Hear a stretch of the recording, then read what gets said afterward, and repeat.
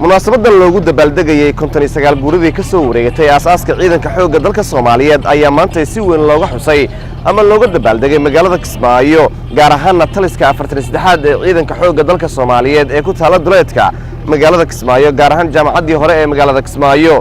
munaasabada waxaa goobjoog ahaa saraakiil ka tirsan ciidanka xoogga dalka Soomaaliyeed kuwa danab iyo dhammaan batalisada kala duwan ee ciidanka Jubbaland iyo kuwa xoogga dalka ee ku sugan magaalada Kismaayo munaasabada ugu horeyn waxa hadal kooban ka soo jeediyay qaar ka mid ah saraakiisha ciidanka xoogga dalka oo dhammaantood bogaadiyay maanta oo kale oo ku beegan xilligii la aasaasay ciidanka xoogga dalka Soomaaliyeed waa aasaaskii ciidanka xoogga dalka Soomaaliyeed waa maalin Soomaaliya ku weyn waa maalin ciidanka xoogga dalka Soomaaliyeed ku weyn waa maalin u baahan inaan si weyn u xusno inaan maxay tahay caruurteena kuwa naga dambeeyo inaan gaarsiino inaan soo celino sharaftii ciidanka nagan u lahaan jiray waxaan dhammaan u hambalyeeynayaa saraakiil xigeenka alifleyda iyo dableyda iyo xaasaskooda waxaan salaan kale u dirayaa dhammaan qaybaha annaga nagala midka ah iyo guutooyinka ee ka kooban xoogga dalka Soomaaliyeed iyo wasaaradda gaashaandhigga waxaan u sheegaynaa maanta xafladan inay noo tahay xafladii 59aad ee aasaaska ciidanka xoogga dalka Soomaaliyeed runtii waxa weeyaan munaasabadan qiimaha badan ee waxa weeyaan lagu xusayo aasaaskii xoogga dalka Soomaaliyeed waxa weeyaan waxay noo tahay maanta maalin weyn oo waxa weeyaan farxad leh oo dhammaan waxa weeyaan dareen guudna gelinaysa maxaa maanta oo ay taariikhdu tahay waxa weeyaan 12 Abriil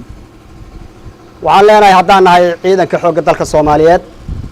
hambalyo dhammaan ciidamada Soomaaliyeed meel kasta ay joogaan waxaan u diraynaa hambalyo General Yusuf Hussein Ismaan Dumaal taliyihii hore ee ciidanka xoogga dalka Soomaaliyeed oo munaasabadan soo agaasimay ayaa gabagabadii khudbad dheer halka ka soo jeediyay waxaana uu kula dardaarmay ciidanka xoogga dalka in ay midoobaan si markaasi ay qayb uga noqdaan xoreynta deegaanada maqan sanad guurada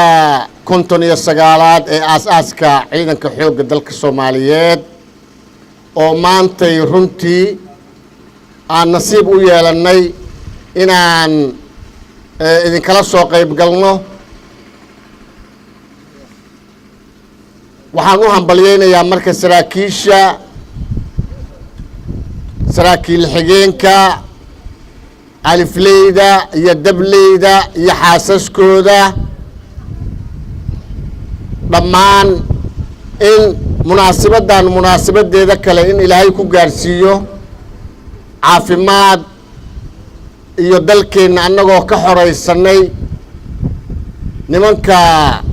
jid iyo jahadiidka oo muqaawanada annagoo ka xoreysanay insha Allah inaan isku imaan doono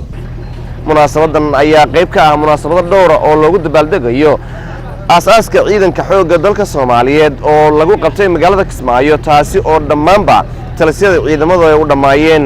aadan maxamed salaad raadiyaha telefishinka qaranka magaalada Kismaayo.